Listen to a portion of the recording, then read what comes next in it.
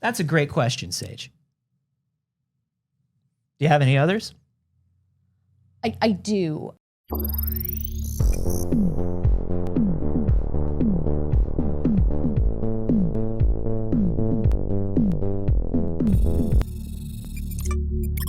Hello, good morning. Rise up, BBs! Oh, the strike. Look, Rise up, BBs! Hollywood been rising, but Hollywood has just risen a little more. SAG-AFTRA's on strike, y'all. That's right. It happened. But don't worry, we're here because this is a non-union internet shop. Yeah. Welcome to the first, best, and only morning show in existence. I'm Anthony Carboni. And I'm Saige Ryan. We're getting closer. Yeah. I can feel it. Because we got here in LA, we've got the hotel workers are on strike. We've got coming up soon next week, the UPS drivers are on strike. Yeah. We're getting close, BBs. We're getting close to that general strike that the United States needs. Ooh, we need it so bad. We fix want it this so shit. bad. There's some problems. There's some stuff keeping us from that. Yeah. And it turns out like a majority of it is just ourselves, and we'll get into that. No. It's just like... I disagree that it is ourselves. But we'll get into it. Yeah. We'll get into it. It's always the billionaires. It's always the billionaires, but... Don't ever forget it. Don't ever forget it. Don't ever forget it. You know, Saige? What, Anthony? I don't like to clean. No, me either. I hate cleaning. Some people like cleaning. You know what I've discovered? I don't like cleaning in a rush. I like when there is like a deadline, but it's far away. You know what I mean? Like a deadline enough to motivate me to get something done. Yeah. But not like fuck, I have to do the dishes and I have no fucking time. Oh, but... Otherwise, I don't actually mind it that much. But here's the thing about the spicy brain. Yeah. ADHD requires the deadline. That's what I'm saying. That's but it I requires a close deadline for me. I need for cleaning in particular, like if I have a day to clean, thriving. Oh, a day to clean with no specific goal, just like hey, I'd like to tidy up a bit. What calls to me? Sure, I can get into that. Ooh, I love it. Because that's more of when you say something like that, that to me is more of an organizational cleaning, which I love. I deeply love organizing. I love having time to pull everything out of my closet and put it back in. But company is coming is always our... Company's coming. Company is coming. That's what we always say. We're like, company's coming. Got to clean up. Company's coming. So if company is coming tomorrow, yeah, I'm thriving on cleaning today. Sure, but that's not enough. And then I just wind up getting stressed. I don't wind up cleaning all the things that I want to clean. Okay. And I also, I love an organizing. I dislike actual clean, like I scrubbing a baseboard. Ugh, horrible. Scrubbing a baseboard? Never. Why don't we can't have self-cleaning baseboards? We have so many materials engineers out in the world. We're creating so many amazing chemical compounds and materials every day. Is there not like a Roomba contraption that can do it? And my baseboard is just disgusting wood? It's made of the most disgusting wood? I got a robot vacuum. Same. And that robot vacuum also mops. Now I've heard mixed things about the robot mops. Now, specifically this brand, I bought it because on TikTok, it was blowing up for being really good. There were people just being like, this actually works, okay? It's the Fuji X100V of mops. It is, it's a Yeetie. No, it's not. Yeah, it is. No, it's not called a Yeetie. It's called a Yeetie. No, it wouldn't be called a Yeetie. Yeah, its little name is Yeetie. No, it wouldn't be called a Yeetie because that's too silly. It is. And I love it very much. But you don't use the mop part. So here's the problem. I've had it since December. But I didn't have Adderall until 3 days ago. So Right. I've never set it up. Right. Too hard. No, you got plug it in, find out where its little sleepy home is going to go. Yeah, program set something, a I don't schedule. know. Yeah. Fill it with some sort of material that it uses to mop. No. Too hard. No. So I'm hoping now, I feel like I have superpowers this week. It's the meth. But I'm hoping now Yeah, welcome to Meth Club. I can do the thing of setting it up. I've gotten so many things done. There's so many people that haven't heard from me in months that all of a sudden like got an email Yeah. or a text this week. Ooh. Of me being like, sorry, it turns out. The meth is so good. For the last couple of months I've been on one of the other ones. Uh-huh. And initially I liked it more. It doesn't work the same for me. I Everyone gotta I know has been get having that experience I gotta get on back that on one. the I gotta get back on the meth. The Vyvanse is okay, but what I really need is that meth. Some people, Vyvanse is way better for them. Yeah. For me, I need the meth and the associated amphetamines. Yeah. I need the meth and amphetamines. You know, I have been fighting with my life to get us remonetized on YouTube.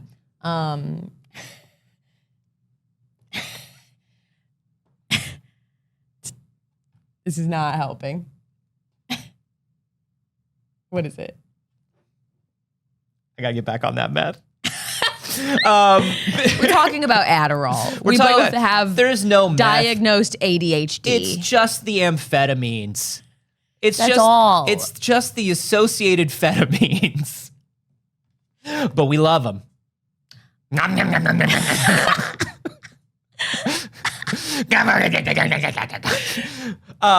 I have one of the robot vacuums, and it's a vacuumer. And it's not as great as I would like Okay. for a few reasons. Your floor plan's tough for that. My floor plan's very tough for it. You got a maze in your apartment. I live in a tiny maze. My Made of corn. My father and I were thrown into this tiny maze in punishment for our crimes. Yeah. And his pride. Mm-hmm. And now I constantly am running through this maze from a large minotaur. And the little Roomba cannot keep up. Yeah. The other thing is I have various rugs because I have all, hard floors. Yeah. Hates various rugs. Of course it hates various rugs. One rug is just so thick that it just kind of goes up onto the rug a little bit. It goes, nah, I'm going to turn off. Clearly there's no way to finish vacuuming this rug, and there's no way to climb down from here. It's like a little kid who gets up onto a stool. That's what my vacuum's like. My vacuum's like this. It's like,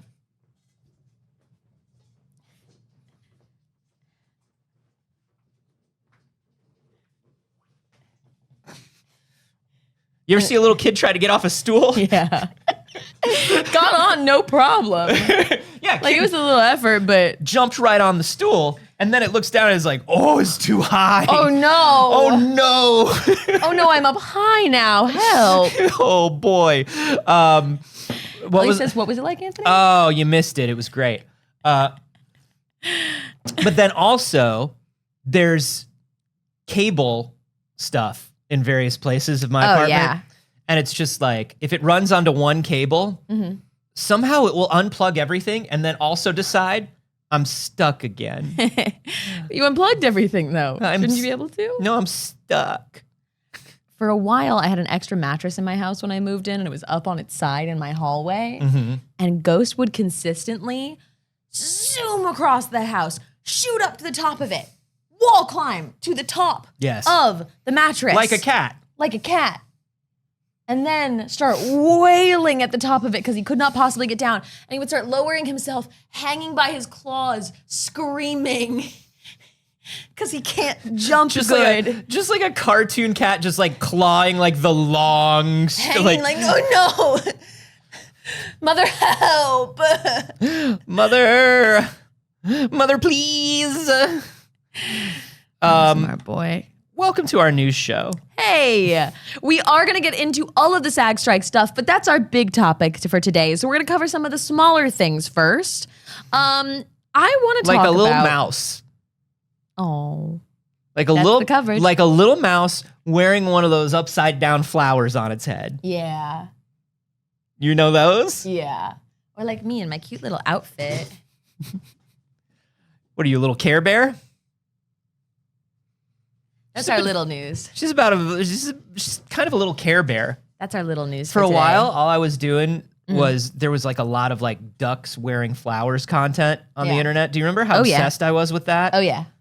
I have like drawings that I made of like the little duck wearing the flowers on its head. I haven't seen those. I want to see them. They're in my sketchbook. I'll show you. I have like a lot of very serious drawings of ducks wearing flowers on their heads. That's very Because it cute. was adorable. The little ducklings and they had like the flowers. Yeah. They looked like little moomins. Yeah. Hey, you know what else wears flowers on its head? What? Pikmin. Oh! Ooh, smooth transition. Thank you very much. Pikmin fans are planning a real fucking weird thing. Hey, I'm with you. Huge Pikmin fan here. What if I could just maybe like escalate this to the council? What are we doing? So it turns out that a Pikmin fan, the Pikmin fandom is holding a Times Square takeover in New York. They're using a mobile app called TSX Live, which allows you to upload a photo or video onto a Times Square billboard for $40. That's actually cool. That is a cool thing. I did not know that It sounds like it can existed. be used for evil consistently, but this isn't. And so far, what they've shared is this. Oh, please, Twitter, I beg of you to work on one singular function. Oh. Twitter refuses to work on one Elon. singular function. I think I might have it. I'm just going to refresh it and I will have it. Basically, what we're looking at here Here we go. is a twerking Olimar telling you to buy Pikmin 4. What's very funny is the date is covered by the like app promotion. Mm-hmm. But I think we get it. I think we get it. What I love is you can't see, but this is a clip from EarthCam, which I love that EarthCam is still around. I don't know if y'all are familiar with this. This is some early internet shit, but EarthCam is where like anywhere that has a public webcam. Yeah. Any cities that have public webcams, people can make their webcams public. Yeah. And EarthCam will It's not simply your like webcam, it's like security cameras. security cams and footage Yeah. and stuff like that. But there's one that's pointed at this billboard in Times Square, and you can go to it on EarthCam. I fucking love EarthCam. PixelCircus promo when? I don't know. Do you need footage of me twerking? I can put some footage of me twerking up, and if you want to put it in Times Is it Square, really you only can. $40? Yeah, $40. For how long? 15 seconds? Yeah. I feel like it's only fun though if we go to New York. That's why it costs more. If $40, we have $40. We don't have go to New York money. Listen. We can just go to EarthCam and see that it happened. I would like to twerk in front of the billboard of me twerking, though. Okay, how about we do a non-twerking one, and then when we go to New York, we'll do a twerking one. No deal. I'll just twerk, and then on the next one, twerk harder. Anyways, basically, they're holding a Times Square takeover, and they're just trying to convince Pikmin fans to continue reserving spots on this billboard to promote Pikmin. Yeah, people have been uploading videos of a compilation of Pikmin-related content appearing on Times Square billboards. Now, this article says that the Pikmin community is known for its distinct sense of humor. Okay. And they are definitely showing it off in this video. So here is the compilation video of different... let me make sure that I'm muted here. Yeah. And by muted, I mean turning it all the way up. Woo! Party. So there's the one we saw. Mm-hmm. Where's the next one? Yeah. It'll be here in 15 seconds. Just wait it out. Just wait it out, everybody. I find this interesting. I'm a huge Pikmin fans, plural. It's simple. I like it. Very simple. Now, again, I'm a huge Pikmin fan. Pikmin's one of my favorite games of all time. Why was there just a random family in the middle? I think it's like they just cut out. They're cutting out non-Pikmin stuff. Yeah. That's very funny because they're not doing a very good job. Yep, and there's Pikmin. Pikmin. Hey, everybody. I guess, again, I'd like to pose a question to the board of Pikmin fans. Why? Nintendo doesn't need your personal $40 to market their game. No. I think there's something, I mean, look, if you're a big fan of this thing and this is fun for you and you want to do it because it's fun, I get it. If you're like, but if this comes from one of those things, one of those grassroots things of, we need to make sure that Pikmin sells really well because if it doesn't, we may not get another Pikmin. I think that's misguided. Now, if you just want to be little silly, goofy little guys with the Times Square billboard. Fun. But the fact that it's like buy Pikmin. You can now play as Fiddlebert. Great. I love that. The fact that it's like buy Pikmin and not just like we wanted to put Olimar twerking up there because we think that's fun and we love this game. Yeah. But it does seem like the fandom is doing a thing where they're like, we gotta get people to buy Pikmin. It seems like some of them are, and then some of them are just being weirdies about it. This is advertisements. Yeah, but it kind of looks like, you know, Microsoft Movie Maker. There's another one. Buy Pikmin 4 with the date. Here's what I'm gonna say. Don't spend $40 of your hard-earned money to advertise for a giant corporation. Do spend it on us. Yeah. We, as Alonzo said earlier, Nintendo doesn't need it. We do. Hey. $40, I'll do it. Also, by the way, if you haven't bought Kirby in the Forgotten Land. No. They give us no money. No. Anthony, we don't have any Nintendo money. Please stop. Stop. Nintendo's never going to give us money now. They can't, look. My mother always said if they just get it, then look. Your mother always said if they just get it. Then they don't have to marry you. She wasn't a fan of metaphors. She was a fan of speaking directly and to the point. And slut shaming. And slut shaming. Please, listen. We'll No twerk free on a billboard, advertising. except for us. You can advertise for us. It's not free. No, but if you want to do something that's free advertising for us, you can. Yeah. Well, that's because we have no money. We have no money. This is all the money we have. This is it. Hey! Do remember that we do an honor roll of everybody who supports us during the show at the end of the show. So don't think that if you're tipping and you're giving little biddies and you're doing things that we're not seeing and we're not going to say something because we are. I'm going to do it. I'm going to put an It's Too Early ad on a billboard. Are we going to twerk? We're not going to twerk. Can I twerk? No. Are you saying that I'm not allowed to, or that you don't think I have the ability to twerk? Can I be honest? Yeah. It's both. No, please! From the combination of us talking about meth, talking about twerking, and this, now Nintendo's never going to give us money. We love the meth. Please stop. Do you know what it's like when I see amphetamines? No. It's like you. No. Have you ever heard of the video game character Pac-Man? Anthony. Do you know how have you ever heard of the famous video game character the Pac-Man? I need a button to turn your mic off. Waka waka waka waka waka waka waka. That's me with the meth. I was in a rush, so I did go like this on my pill cutter this morning to get it. Because sometimes it breaks apart a little. Sage was like, sometimes when I cut my pill, there's like a little extra, and I was like, yeah, that's the part. It like breaks off, and I was like worried. I was like, no, you just don't do that. I take very little, so can't waste any. Anyways, there's more news. And continued fans being strange, but this time on a much more negative front. We talked on Wednesday about how fans were responding to the Microsoft Blizzard acquisition. Yeah, in a real weird way.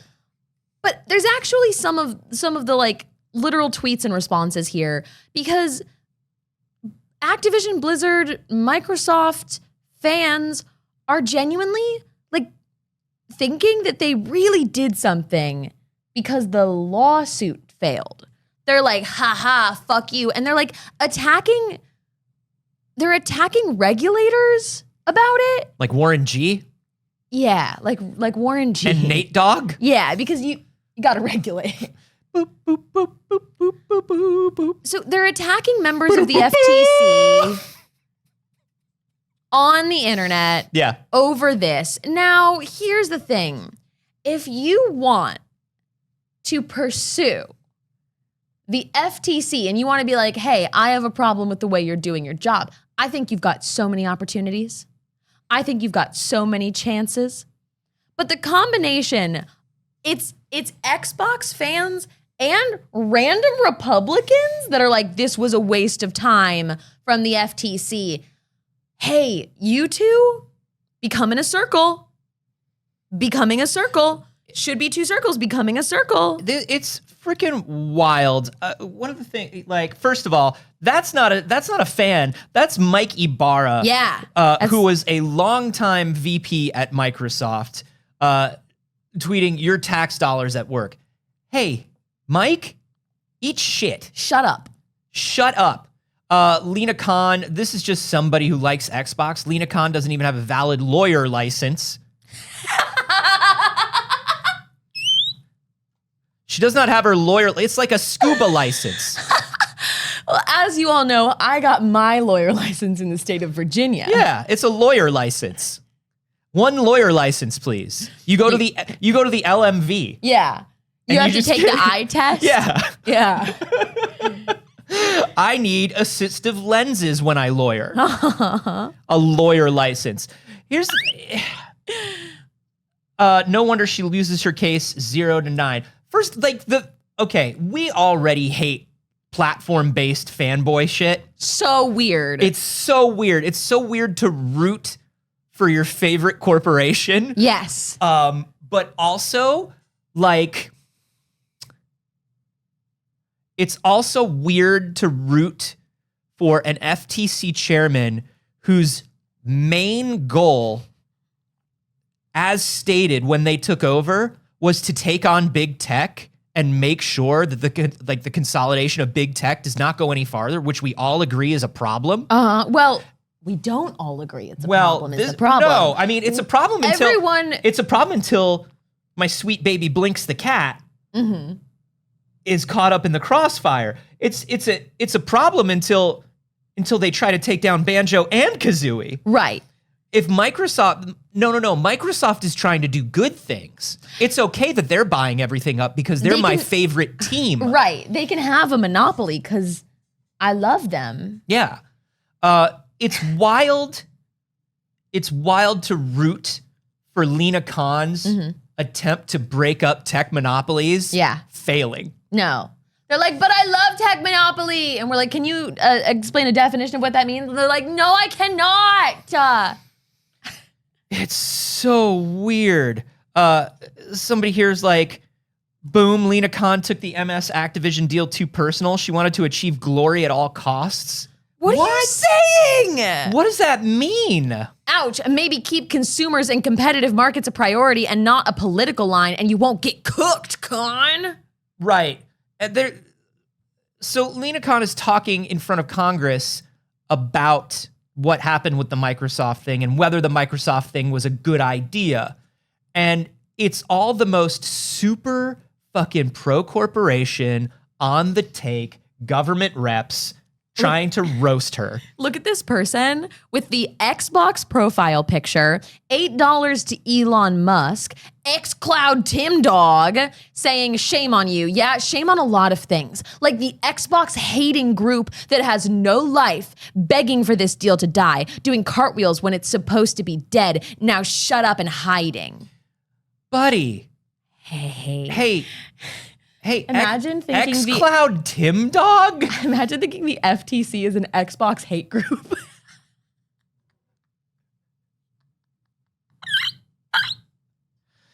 This is like... I bet they didn't even exist before that. I bet they just came together to do this because they hate Xbox. FTC stands for fuck the cools, and cools are Xbox fans. I bet they hate Xboxes and gamers. This is like some peak 2015 people use gamer as a racist term shit. You remember that? It's like, we're reclaiming the term gamer. We will no longer be shamed by it. It's like, buddy, you don't need to reclaim anything. There's nothing to reclaim. You're okay. You're not being discriminated against because you're on xCloud, Tim Dog. Cold Shoulder said FTC equals fuck that console in particular. That's good.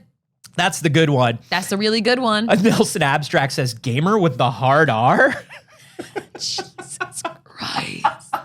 Jesus Christ. But here's the thing. We have to recognize how frequently like fascist Republican talking points are overlapping with like incel gamer bro talking points. And we have to recognize the circle when it's a circle. That it's not overlapping, it's a circle. We have to see that they're saying, well, calling me cisgendered is a slur. And they're also saying calling me gamer is a slur. Hey, I understand that these are two radically different issues, but you have to understand that you have the same amount of sense and logic. If you're using the same argument,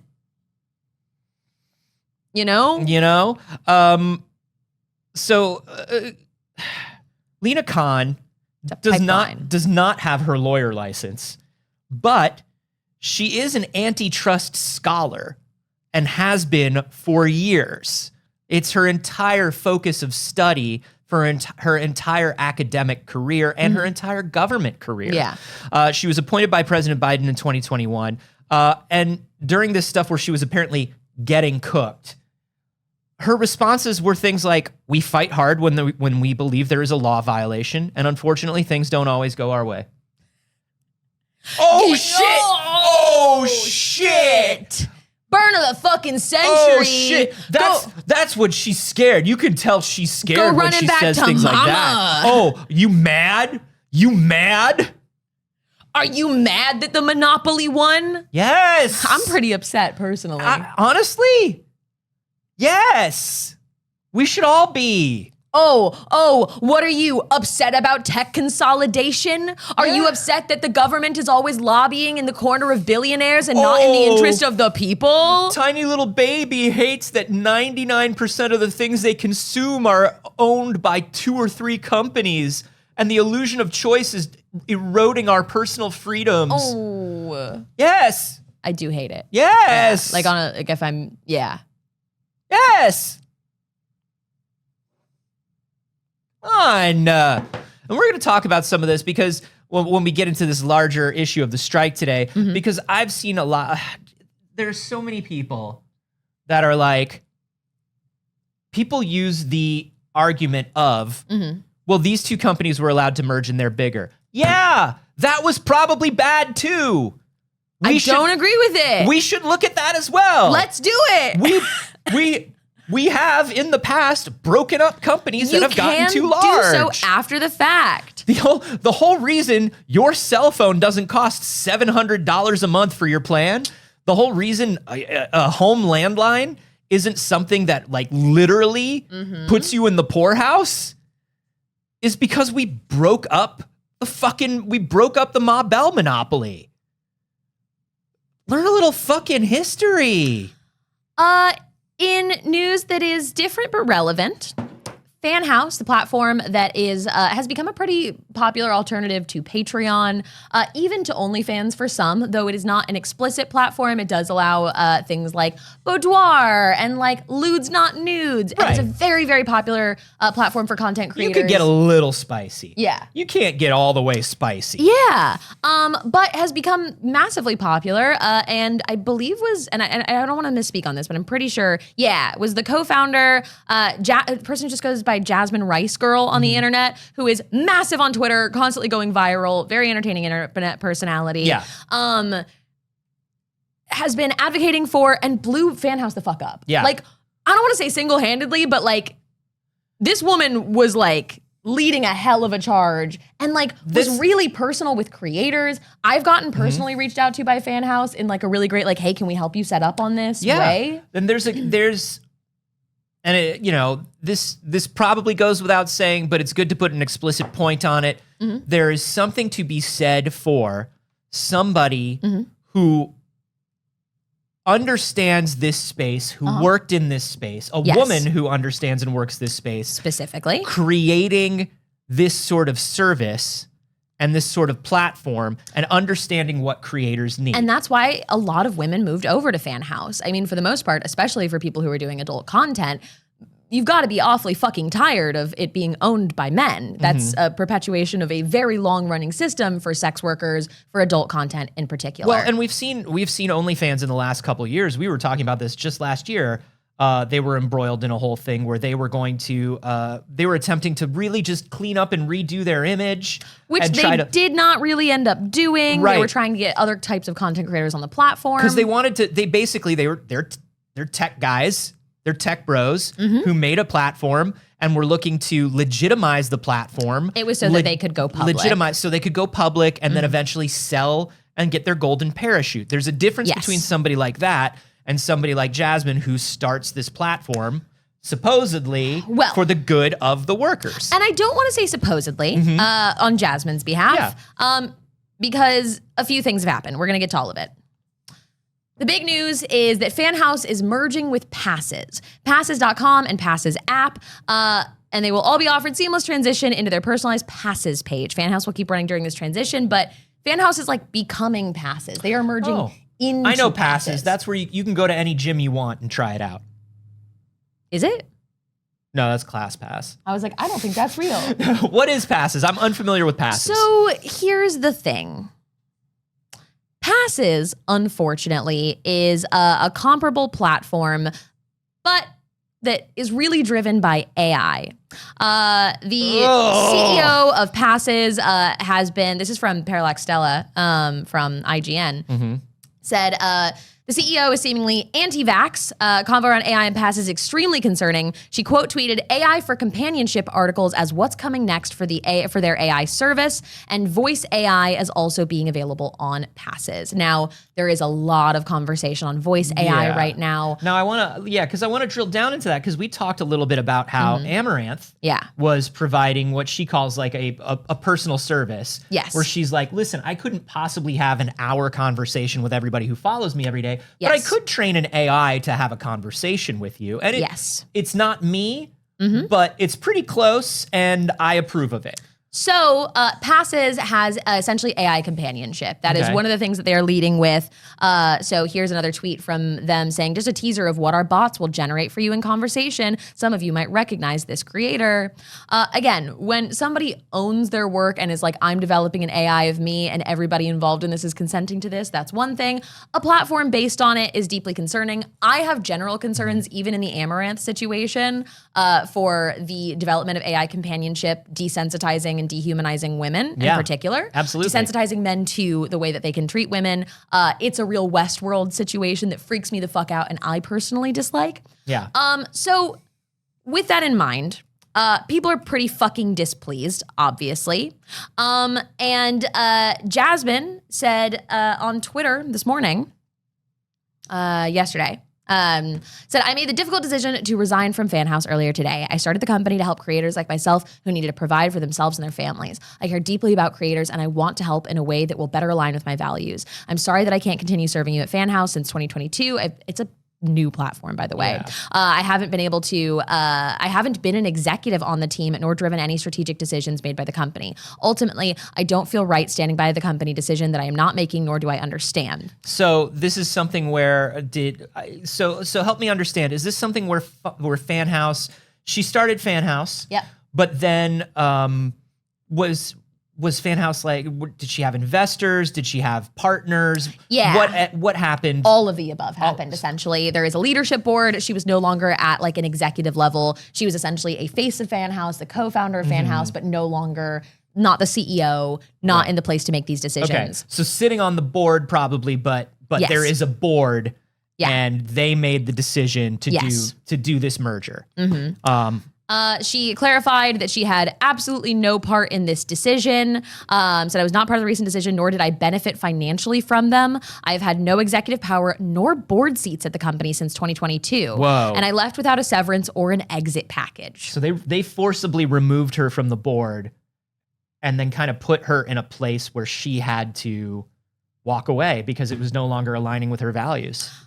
So I'm happy to see I'm happy to see Jasmine standing by the values of the company. I'm disappointed to see another platform bite the dust that was truly, from what I've seen, a really great platform for women. Their creator cuts were amazing. Yeah. I mean, I know a lot of people who had never considered doing anything like that before, who did it because of Fan House. Like you're saying, like somebody personally reached out from Fan House and was like, well, let's talk you through what you think you could do. And like, think of it like a Patreon. And like, to be clear, it's not all adult content. Yeah. Tons of creators on Fan House were just doing bonus content. They were treating it like a Patreon. Yeah. Like, it is not the like OnlyFans, primary use.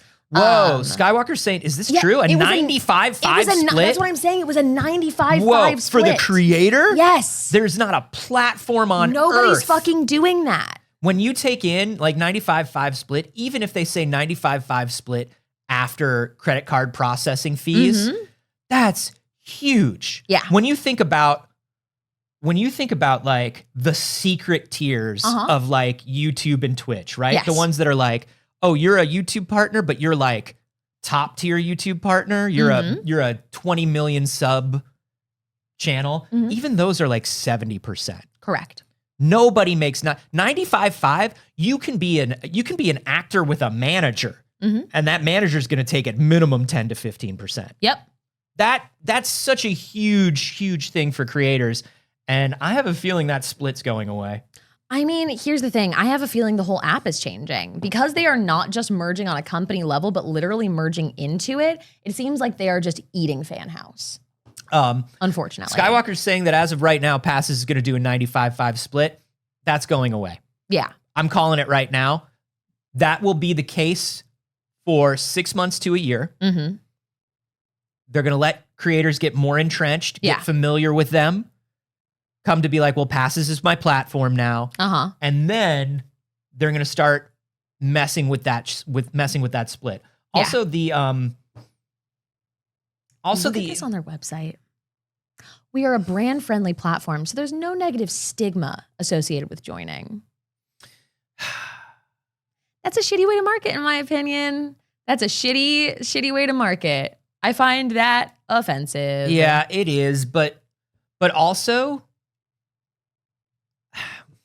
I don't know. But also, like when I speak to creators that do the spicy content, they're like, yeah, there are just a lot of brands that won't work with me because of the stigma. There are a lot of things. So I don't know. Maybe they're speaking specifically to those kind of. I guess, but like on our homepage of like, don't worry, there's no sex workers here. Don't worry, we would never have a sex worker here because they're not a flex, in my opinion. Because they're gross. No. I don't think that's a good flex. That's not great. So yeah, there's a bunch of people that are on here. I see a bunch of recognizable creators that are already on Passes. But I'm interested to see where this goes because it's one of those things where like when Hank Green had Subbable and then merged Subbable into Patreon. Yes. It's one of those things where even though Subbable and Patreon were offering comparable things, you hate to see these companies merge. You hate to see different opportunities and different options go away. Because when you wind up with fewer and fewer options, that's when platforms start to take more and more advantage. And even the ones that are like good platforms. Oh yeah. And I understand the plight of the creators in this position that built something that has become bigger than they can functionally run. There's a lot of times where these creators get into the position where they're like, ooh, I have built something that in order for it to remain safe and functional for people, I need more. And a lot of the time that's what drives people to sell is they feel afraid that they are not going to be able to keep up with the growth of something and it's getting out of hand. Yeah. VidCon is another example from Hank Green. Yeah. VidCon is now owned by Viacom. Which Viacom is the fucking enemy. Yeah. Viacom is the reason YouTube strikes and DMCA shit and all of that stuff. The whole reason copyright strikes are on YouTube is Viacom. Yeah. And so it's so wild. But at the same time, it's like you can only own, run, manage so many things. That's why when we talk about how CEOs don't do anything, This is what we mean. If a CEO sits on 5 or 6 companies as the CEO, you better believe they don't give a shit about shit. They look at the ledger, they say, make more money, I gotta go. I gotta go fucking shit post on Twitter for 3 hours. Yeah. When you have somebody like Hank, like Hank and John, who started VidCon because they're like, this is a needed thing. Yeah. The hands-on that they had to be with VidCon, the hands-on that they had to be with Subbable, they were like, well, this isn't really who we are and what we do. We did it because we think the industry needed it. Yes. And now it can exist without us. And hopefully they'll continue to make good choices. Right. Whoops.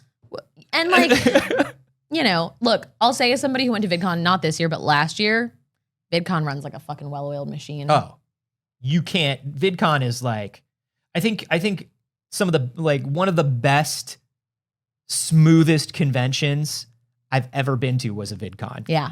Look, I'm not simping for Viacom by any means. Don't get me wrong. We're still saying Viacom is the enemy, but it is very interesting to see. And because I mean, Viacom probably contracts out the actual running of the show to somebody like a Reed Pop or something like that. Probably. But like, then you see, Hank Green do things where, a lot of it is in flux right now, but like the Green brothers instead focus on some of their businesses that benefit charitable organizations more and things like that. So it's like, yeah, you can give them shit for selling VidCon, but like, hey, instead they run coffee companies that raise a bunch of money for charity. And it's stuff that they have the time to look over, you know, in between writing 1 million best-selling novels and creating 1 million fucking best watched series and stuff, Yeah, like if they sold Crash Course, it would break my heart. Crash Course, if they sold it to someone bad. Yeah. Sell in general, but Mini Marker is saying get well that, soon to Hank Green. Yeah, absolutely. Mini Marker is saying the VidCom team, the core team, is still Hank's team running out of Missoula. So that was apparently part of the sale, which I love that. Yeah. It's like when George Lucas put into the Star Wars sale, it's like, hey, everybody who works in Lucasfilm in San Francisco, they get to keep working there. Yeah. Keep the right people there. And also don't forget that people can do that. Every time a company's like, it was out of my hands. It's out of my hands. We sold, and so now you got to listen. Sorry, now you don't have no job. But so anyway, that's a bummer for people who are a part of Fan House. It's a big bummer for Fan House. Do you want to bring it back up with some good news? Let's bring it up with a little bit of good news. I want to talk about something that I think will be very exciting for you. For me? Yes. Okay. You may remember, or you may not, since very few people know that it happens every year. Steam Next Fest happened a little while back, just last month, and they released their list of the highest played demos released during Steam Next Fest, and the number 1 demo, Saige, I can't believe I missed it, was House Flipper 2, the sequel to Saige's favorite thing. Not only is it coming soon, but the demo was the highest rated demo, beating Lies of P. Which, reminder, is the weird Pinocchio game. Yeah, which apparently everybody's telling me it's great. It beat Lies of P. It beat Sea of Stars. It beat The Invincible. It beat everything. Everything that was part of Steam Next Fest. Little Kitty Big City's up there. Oh, I love Little Kitty Big City. The top 10, you got House Flipper 2, you got Lies of P, you got Viewfinder, which I love. That's the one that we've shown where you take the different pictures and move them around the world. Then you've got Warhaven, Wizard with a Gun, which is fun. Yeah. Little Kitty Big City, Sea of Stars, Hammerwatch 2, and The Invincible. Hey, like art style wise, does this not look exactly like they made like a top-down Sea of Thieves? Oh, Shadow Gambit? Yeah. Yeah. Absolutely. Like it's giving very Sea of Thieves. Interesting. Yeah. That one looks really good. I forget what the other game that they made was, but they made another really good game. I'm so excited for House Flipper 2. I cannot wait. I knew you would be. It looks like they really, like, when I looked at the, like, just the overall look of the game, they really, like, upped the quality of the assets so much. Ooh, it's going to be so good. Like, it looks really nice. Yes. Buying a house is the biggest fantasy for most of our generation. That is correct. And being able to like furnish it, hell. Oh my God. Every time I can buy wallpaper and House Flipper, I'm like, ooh. Wallpaper. Wallpaper's so expensive. Can you imagine? I've had wallpaper picked out for a specific wall in my apartment Same. for like a year and a half. Wallpaper is very expensive. Wallpaper is extremely expensive. This wallpaper was so expensive. BBs. I think we spent more on the wallpaper than the television. I'm not joking. No, the TV was super cheap. TVs, they're like nothing. Yeah. This wallpaper, because we had to find like specific wallpaper that matched like what we wanted. Yeah. And we had to go through like bespoke wallpaper makers. Yeah. When I say we had to, did we have to? We did. Yeah, it wasn't like we did. Like, it wasn't like we spent thousands of dollars on wallpaper. I think we spent a couple $100 on wallpaper, though. But we only the rest bought of our set was not very expensive. We only bought like two strips of wallpaper. Yeah. Yeah, like that's very little wallpaper for that. But yeah, House Flipper looks really, really good. I'm gonna give that Lies of P a chance. Enough people who are really into Soulsborns were like, you know what? Lies of P is actually the real deal. It does look fun. It's strange, but it looks fun. It looks Bloodborne enough for me. Yeah. I was thinking about it. I'm not really I do tend to think of myself as a Soulsborne person. Yeah. But I'm really a Bloodborne guy. That's really who I am. Like, somebody tweeted the other day, Bloodborne is literally only one of the games in the series, and it takes up half the name. That's how much people love it. Yeah. Because it's the best fucking one. Yeah. I just wanted to answer this. Blade of Creation said, did you have to consider how it looks and reflects and absorbs light for being on camera? We did. Yeah. And also how big the patterns are. These are like pretty big patterns because if they're too small, they'd look weird on camera. Yeah. There was a lot of like... A lot of patterns are very small and would look totally fine on your wall at home. But because of how far they are from us...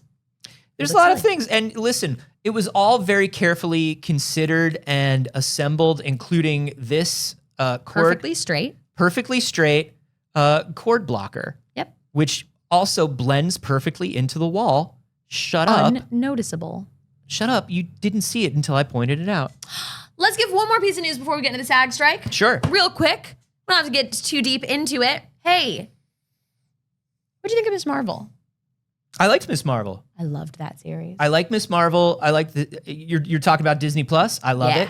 The comic was amazing. It was one of my favorites. I think it's really great. And obviously Marvel just had the death of Miss Marvel, which was a huge event, which got some really, really intense reaction from fans. Yeah. When like what I was really looking for, and I saw a few of these comments, is like, hey, are y'all new here? She's coming back to life, and they're probably going to change her powers to where she's a mutant. Yeah. So she fits in better with Disney Plus and the Marvel universe. Yeah. And it's also, that's a comic book spoiler. That's not a show spoiler. Yeah, that's not a show spoiler. Yeah. But the big thing here is Iman Vellani is co-writing a Miss Marvel comic alongside Saber, who's the showrunner from Miss Marvel, which is, I got to watch about half the season at Saber's house. Oh, wow. This last year. Yeah. Which was really, really special and very, very cool. So I'm very, very excited about that. I think that's really lovely. But Iman Vellani is Miss Marvel and gets to be a co-writer on this comic. She's so talked cool. about it in interviews and has been saying things like, it makes me more nervous than I was joining the MCU. That like, this is a bigger deal. This was way scarier than joining the MCU for me. Those projects feel like they can live in their own dimension, so I guess I separate myself easier. But you can hold a comic book. Yeah, so let's take a look at that cover. And it does say, she's covered in X's. It says, Miss Marvel, the new mutant. Yeah. So yes, she is coming back as a mutant. Yeah. Which is very exciting and fits more for the MCU. As you know, Inhumans in the MCU, they gave it a shot. Didn't work. Yep. Didn't work. And so when they did the Miss Marvel series, she was not an Inhuman. They changed her origin story. It says, I want to make it very, very clear that we are not retconning her Inhuman origin.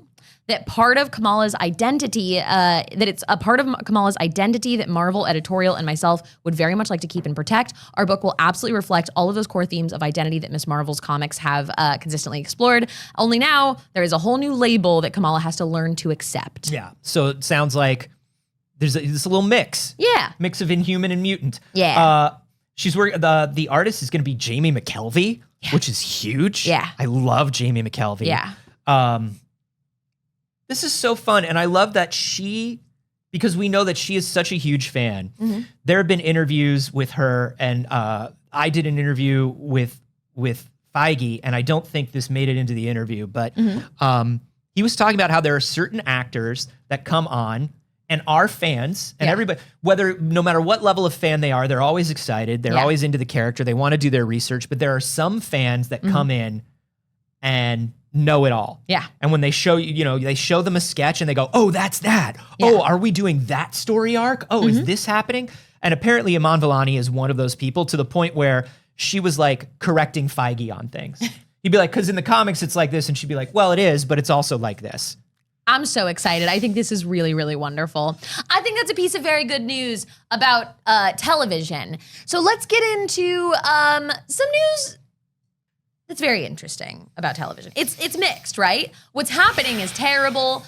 The response to it from the actors we are proud of. SAG-AFTRA has officially begun to strike. As of this morning, Fran Fine, her real legal name, Fran Fine herself, is out at the picket lines. Not Drescher. The nanny is there. Not Drescher. I don't know where you heard that. Never heard that before. Fran Fine is at the picket line. That's right. Because it's fun to say. So this is a big deal. The WGA has been on strike, as you know, for I believe 8 weeks now, 9 weeks. And whether SAG-AFTRA, which is the actors union, was going to strike alongside them, we didn't know. We know that a lot of big contracts have been coming up. The Directors Guild, the DGA, had their contract renegotiation. They apparently felt fine with it, went ahead with it, signed the contract. I know a lot of people that were in the DGA that were not happy with their union.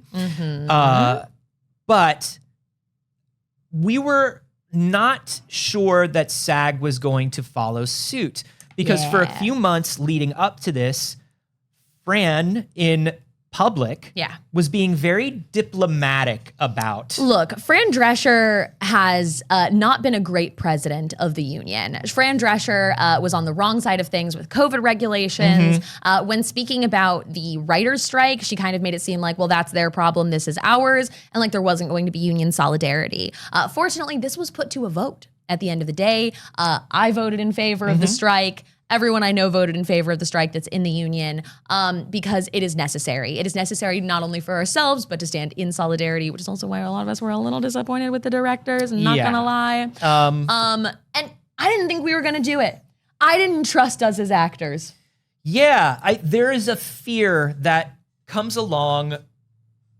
There's a fear that comes along with striking. People are looking at this strike and they're thinking that it's just so easy to decide to do it. It's not. There are people who they know that when they strike, like because of this strike happening now, and because it will probably continue for a little while, there are people that know, oh, I might not work again until next year. Yep. Because there is a season when things shoot, there is a season when things are in production, and we're going to lose that season. Well, here's the thing. For actors, that's pilot season. Pilot season is the time that actors who live out of state come in and stay in Los Angeles a lot of the time for like 3 months to try and get as much work as they can if they don't live in the area. That would happen at the beginning of next year. That really kicks off in February. Right. After the holidays, you start prepping for pilot season. So it is possible that this will all be resolved, but I will say is it will be extremely delayed. Yeah. But here's the thing, that was already going to happen by the writer's strike. Yep. The writer's strike was already, like, pilot season's fucked next year. Yeah, because in order to get into this stuff, like, in order for them to be auditioning people in February, they need pilot shooting season. Yeah, in order to be like, yeah, that's shooting it. We're supposed to be doing pre-pro. We're supposed to be doing pre-pro right now. Things are supposed to be getting written. You might notice that there's been like no TV slate announced for next year. There's like nothing going on. Yeah. And that's because the writers have been on strike. The writers and the actors being on strike at the same time. What the actors are really affecting right now is premiere season. Actors are not allowed to attend premieres. They're not allowed to do press. You may have noticed that like Barbie and Oppenheimer had like slightly earlier premieres than usual. And that's because they knew that if they held off, they might not have a premiere for those movies or be able to have press for those movies. Because going on strike doesn't mean just not making the movies. It means not promoting the movies. It means not going to conventions. I'm very curious to see how this, I mean, we've got Comic-Con in a week and a half, 2 weeks. There are no studios attending Comic-Con this year. But I'm curious to see now actors. Yeah. Like what happens? So, because that is, technically against a strike. So I think it depends on what the actor is attending for, right? So like for Comic-Con, Comic-Con has become, Hollywood Con, basically. This is where you find out about all the big TV shows, movies, whatever. Every studio has basically pulled out. They're not going to have a presence. Yes. They're not doing panels. They're not doing big releases. They're not doing big activations. Right. Which means like I've seen people being like, well, what do we do at Comic-Con now? And I'm like, comics. But these people who do you know how expensive Comic-Con badges are now? It's ridiculous. It's like $700 for the weekend. Fucking nuts. That's wild. The money you spend going to Comic-Con, you could get an international flight. Yeah, I've got lots of issues with Comic-Con, but for now what we'll talk about is actors I think can appear certainly as themselves and do signings. Sure, they can. And they can do panels for unrelated things, stuff that they're not working on now. Like if you're a TV actor and you did a show 3 years ago, right? And it's like, hey, the cast of this show is reuniting to do a panel. You can do that. You can do that. You're not promoting an active new show. A lot of people, though, that were going to do panels about upcoming shows have pulled out as of just like today and yesterday. It's been very big. Yeah. I wanted to answer a question. Blade of Creation asking because I'm curious, not because I'm worried about watching stuff, but will this affect a lot of YouTube channels that do scripted content? No. So digital content, for the most part, is outside the realm of the SAG-AFTRA union. They've been working towards opening up more branches that would include it, essentially, but there isn't comprehensive coverage for digital content right now. So most digital content is non-union. There's a lot of stuff. There are a lot of things that, there's a lot of stuff that isn't union that should be, in all honesty. Yeah.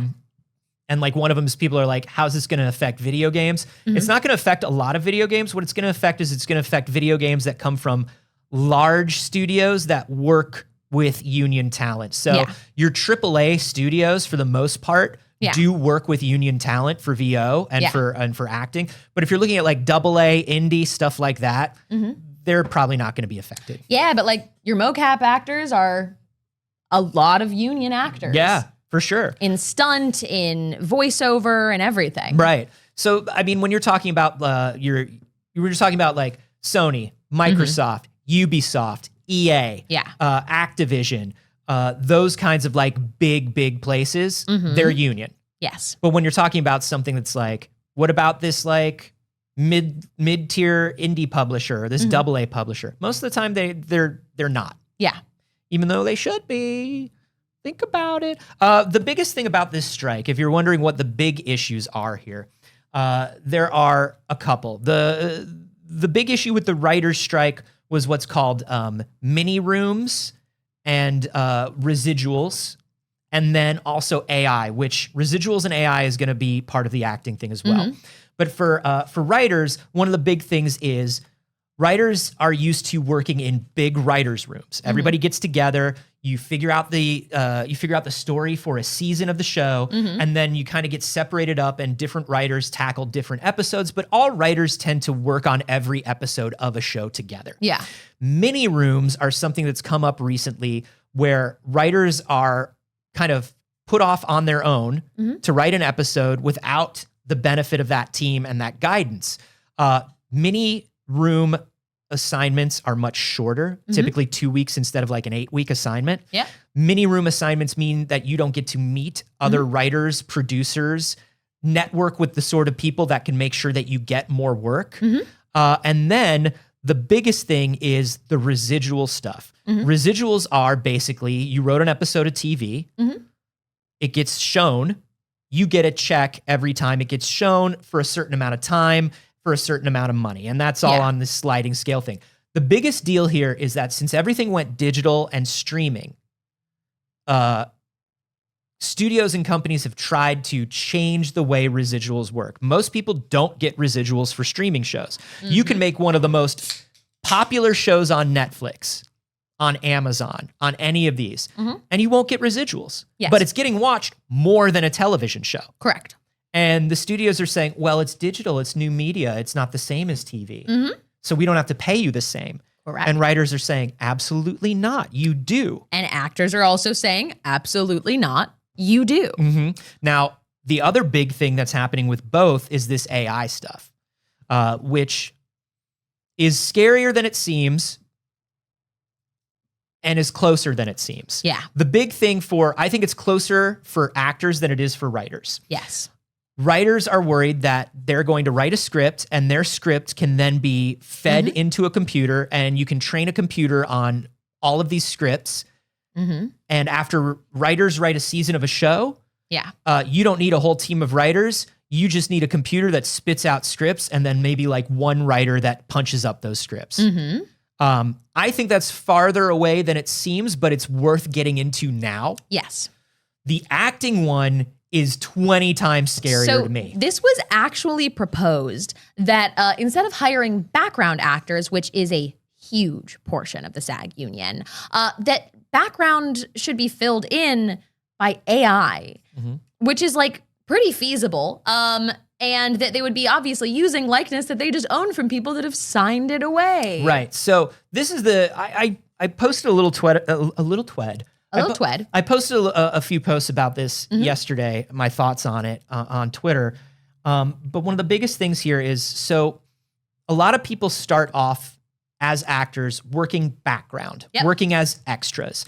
That's how I started. That's how I got SAG eligible for the first time I got SAG eligible in my life. It was because I worked background. I was somebody in a bar in the background of a movie that you never saw. And you get paid, $50 a day, $75 a day. And if you're lucky, you get a union voucher. You get 3 of those, you get to submit to the union, and then you get to audition for union roles.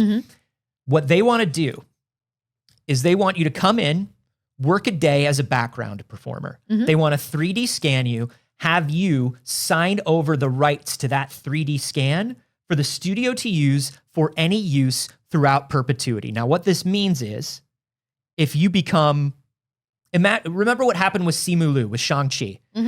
Simu did a bunch of, he took a bunch of stock images when he started off. I did those too. You get like $100 a day to be part of stock images. You put on a business suit and you point at something. But now there are images of Simu Liu that anyone can use if they pay like $20 to get the stock image. Can put it on a billboard. They can advertise with it. They can use it in any way that they want because it's available for commercial license. There's nothing he can do about it. It's just part of the way he got started. Now imagine with digital acting going as quickly as it has in the last few years. Somebody works for you as a background actor. You have their name in a database. All of a sudden, they start kind of coming up through the ranks, and they get a little bit of heat. Maybe they're not a movie star, but they're a popular actor. You now can put that popular actor in anything. Forever. So Cass has a question and said, wouldn't that be more work for CGI artists? They're already overwhelmed. It's not CGI. It's AI. So there would be work in the initial scanning and the initial intake. But for let's say a Marvel movie, you hire thousands of extras to fill in a city. If you need to fill in a Coliseum, already we digital CGI the filling in of it. But over the course of a blockbuster movie promotion or production, you would likely hire 1,000 extras to be in various scenes in cities, in businesses, anywhere, fill in a concert, whatever. So with that, they would end up still saving a lot of money. Yeah. Now, as far as more work for CG artists, if you wanted to do something like put Mark Hamill's face, young Mark Hamill, onto Luke Skywalker for The Mandalorian, that's getting easier and easier. And it does require a CG artist, but it's requiring fewer and fewer CG artists. And the other thing is, CG artists aren't union. Correct. And they are not going to be anytime soon unless they also start a strike and a general walkout, because studios don't care enough. So those are the biggest things. I have a question just for Rachel Isabel in the chat. Said, oh my God, the digital CGI in Disney movies, Descendants in particular, is horrific. Did they do digital CGI of Cameron for Descendants? That's a personal question for Saige. That's a personal question, Saige, and I would love the answer. You just put that one in the chat there. That's wild. So these things are real concerns. The fact that these companies are posting record fucking profits and are trying to pay people less and less and less. This is true of every industry. The fact that this is happening is why everybody is striking. And another point that I kind of put out there on social media the other day was I see a lot of people saying like, oh, well, actors are already overpaid, or, oh, what do I care what famous people. There are 160,000 people in SAG-AFTRA. This is not about the 100 people that you recognize from TV. This is about the people that make a living acting through various means and are just making a regular living. And you haven't heard of them and you haven't seen them before.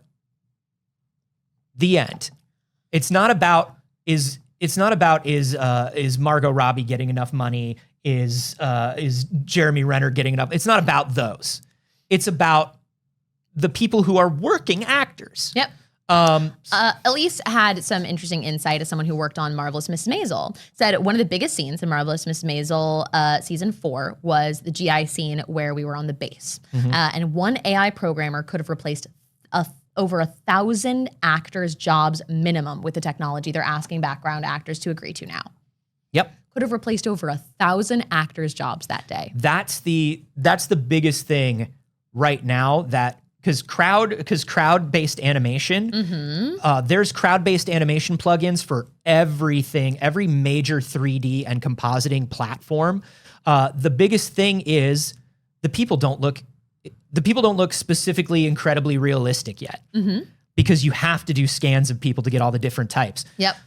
This is just another way that they're trying to crowdsource their work for free and use people for free. Now, the responses from the studios have been horrifying. A quote leaked to Deadline that the studio execs are really hoping that they're willing to go until October, because they're like, that's cool, because at that point these people will start losing their apartments and their houses, and then they'll just have to negotiate with us. It's a cruel but necessary evil, they say. They said the end game is to allow things to drag on until then. Woof. You then yesterday, or 2 days ago, had Bob Iger saying, like, I think what they're asking for is unrealistic. And the interviewer was like, well, which demand is unrealistic? And he's like, well, I can't really talk about that. He's like, but this industry is already challenging, and they're making it even harder. Yeah, that's the point of a strike, Bobby. Yeah, it's supposed to be harder for you. Yeah. You want to make it easier? Pay people. It's actually not that hard. All you got to do is just pay people. But this is just us talking from our point of view, Saige.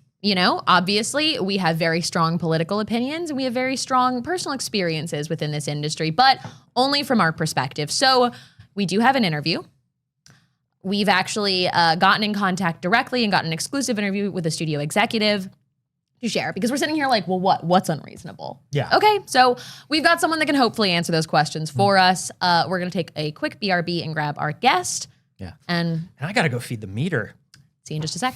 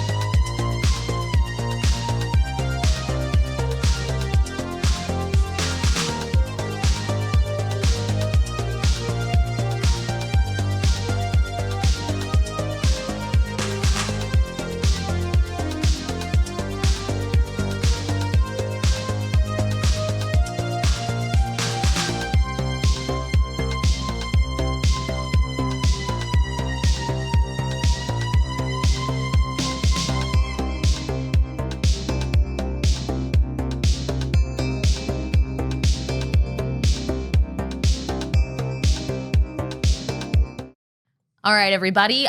We are back with an exclusive interview with Evan St. Gruyere. Thank you, Evan, for taking the time to sit down and talk about the strike with us. Thank you very much for having me, Saige. I'm excited to be here talking about these important challenges that our industry is facing today. And as a studio executive, I think I have some insight and some insider information that may help iron this whole thing out. Yeah, I mean, I agree that it's really important issues and it is troubling to our entire industry right now.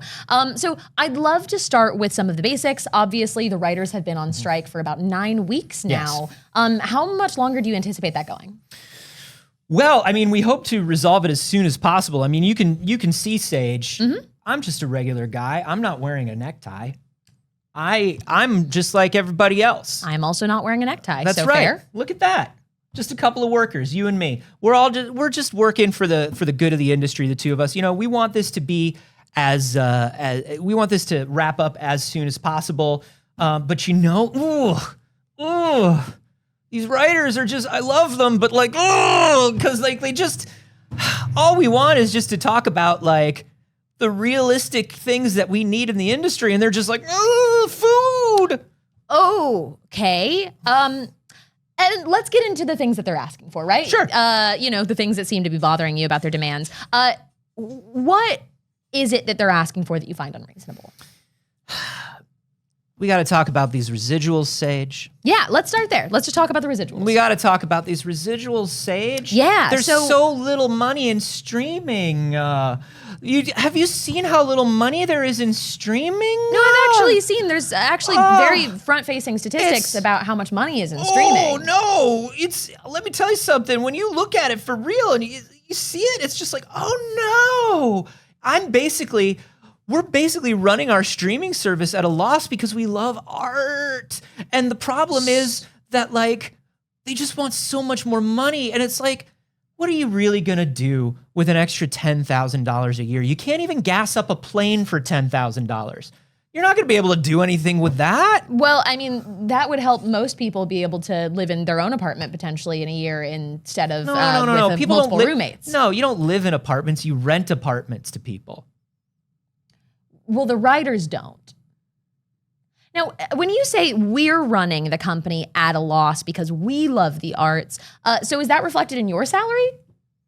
Oh, yeah. Saige, I sit on the board of 15 different companies, and I gotta say, the studio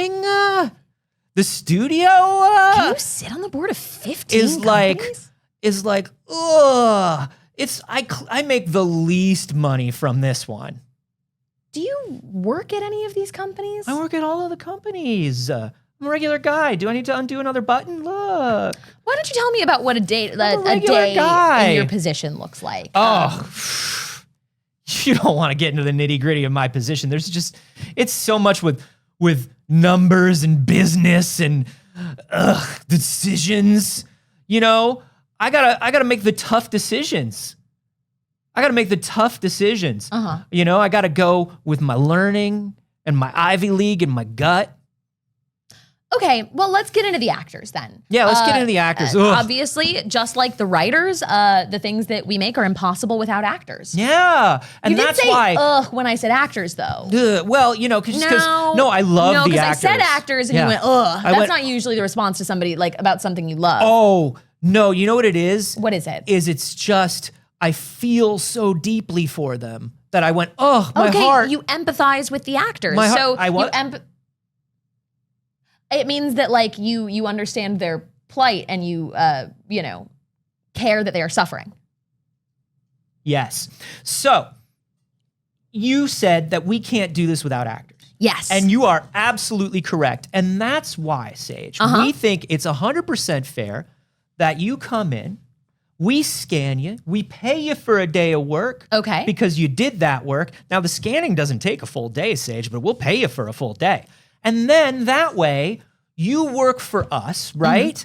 And then when your frail human corporeal form can no longer work through weakness, old age, sickness, whatever, we still have that form that you're not using anymore, right?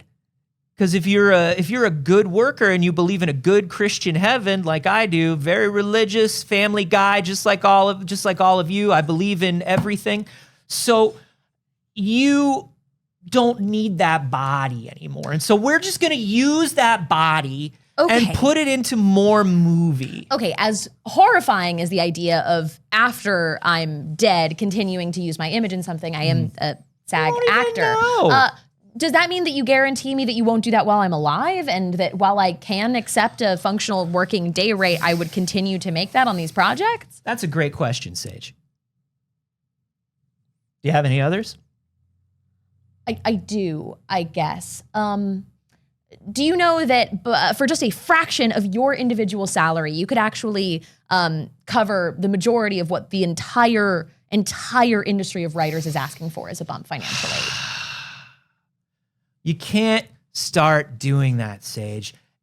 Envy is the thief of joy. Do you know what I mean? You can't start doing that. One person's gonna make more money, one person's gonna make less money. You can't get your head wrapped up in that when we're making art. I worked my way up. Ivy League, school, brain, business, a little bit of money from my parents. You know, it's like we all wind up in different spaces, and you can't be too worried about that. Sure, my salary might be higher than other people's salaries. Your salary might be higher than other people's salaries. Unlikely. I don't know. What do you make? $2.5, $3 million a month? No. Okay, so this is my business that I own. So a little bit more than that. Well, That's you're in great. my business that I own right now. For the interview, I don't take a personal salary for this, so that workers can get paid. Right. I don't take a personal salary either. You know what I mean? I don't take a personal salary either. You know what I mean? Just like a little bit of that stock and maybe a bonus. Just like I don't take that salary either. We're both good people. We don't take salaries. Do you have anything that you would like to say to the actors that are out on the picket lines now? Yeah. Why are you being mean to me? Why are you being mean to me and stopping us from making the good TV and movies that we all want to make? Why are you so hung up about the fact that you can't pay your rent through working for movies? Why don't worry about how much money I make in perpetuity forever once you make a movie and I sell it forever. Worry about what you love and doing what you love and pursuing what you love. Well, that's going to be it for the interview. Evan St. Greer, thank you for nothing. You're welcome for everything.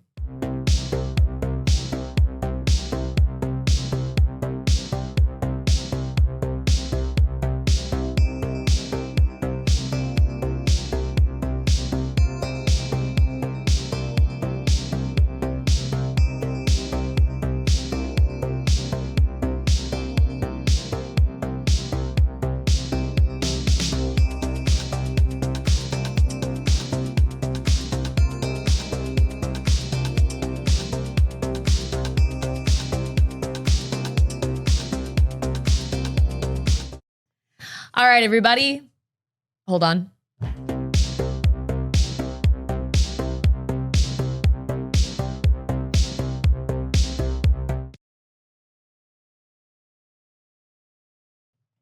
All right, everybody. Hi. How was your car? It's Still fine. there? It's fine. Somebody did break in, but I don't own anything worth having. All right, everybody. Somebody broke in and left me $20. You know what I mean? Yeah, they felt bad. Yeah, they got broke in and they there. were like, "Holy shit, the way this guy lives." And that was $20 they took from the last car. Yeah. You know, it's like it's paying it forward. Exactly. Double it and give it to the next car. Double it, break into the next car. Yeah. Double it, break into the next car. Right. Would you like to pay for the car behind you in line at Starbucks with money you stole from the car in front of you? 55 burgers, 55 shakes, 55. Okay. Hey, everybody, support your local unions. Support the performers that are out there on the picket lines right now. One of my favorite things I saw about the strike is the picket lines just got a lot hotter and a lot more annoying. There is a clip going around on social media about It's a clip from The Nanny where it's Fran Drescher. And Fine, thank Fran you. Fine. And she says, no, Fran Fine's her real name. Fran Drescher is who she plays. And she's like, they're going to a big event and there's a strike outside. And she goes, Mr. Sheffield, I can't go in there. My mother gave me 3 different rules. And like, the second one was like, never cross a picket line. It's so good. I feel like the first one was marry a Jewish man. The second one was don't get a tattoo. And the third one's don't cross a picket line. It's so good. Hey, everybody, big things are happening. People are, wondering about things. Like, is there about to be a reality TV spike like the last strike? They haven't been ordering a lot. I mean, I think digital is something that didn't really exist at the time. So we're very curious to see the way that studios turn to that. But hey, everybody, do what you can. If there are actual pickets near you, you can go out and you don't have to be part of the union to stand with writers, with actors, with the strike in general. And hey, with all of the non-entertainment industry strikes happening as well. That's right. The UPS strike is about to happen. We support UPS drivers on strike. Here in LA, the hotel strike is happening. Hotel workers, we support you as well. And remember that if you see people saying, hey, how come they get to strike? I make less money and I work harder than they do. Remind those people that they can start a union too, and that we want better for everyone. Yeah. All very good.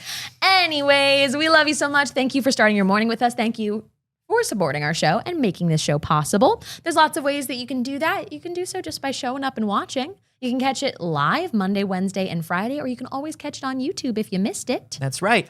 You can also support us in a billion wonderful ways.